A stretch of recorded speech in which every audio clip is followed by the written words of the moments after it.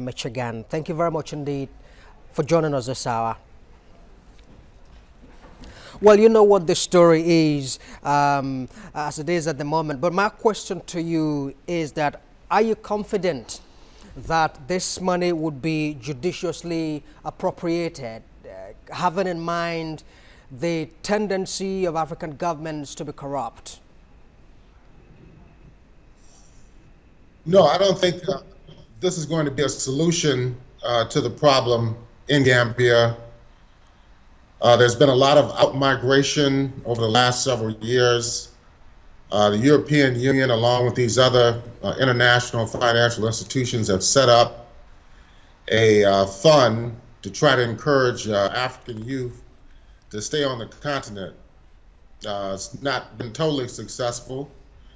Even the ones that have been repatriated, even in Gambia, have still not been able to find work or any type of economic security inside the country. So the motivation of these European governments is to clear out the growing number of Africans who are residing, largely for economic reasons, in these European states. Well, besides the tendency of corruption, as my colleague just said, how far do you think this amount will go in stabilizing the economy and in investing in development? There's always the hope that the resources can be used efficiently. Nonetheless, you just cannot create jobs by throwing money at the problem. It's also a question of the efficiency and honesty of a lot of the government officials of the Adama Barrow regime. This government has been in power for approximately a year and a half, was put in, installed as a result of the Senegalese military intervention in early 2017 to overthrow the former president Yahya Jammeh. And even in recent weeks, the Gambian government has been auctioning off state assets, including airplanes, cars, and other forms of hardware in order to try to raise funds for operating expenses inside the country. It's a plight of not just Gambia, but other countries in the region as well have not been successful in recent years in regard to creating jobs and economic opportunities for young people.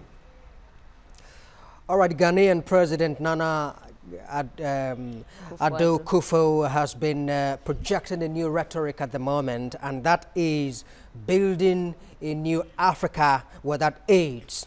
Shouldn't this be the way that African countries go at the moment? Oh, most definitely. This is the only way it can go. The aid that comes in should only supplement the already existing economic and social programs in operation inside the country. And I think it's a serious concern.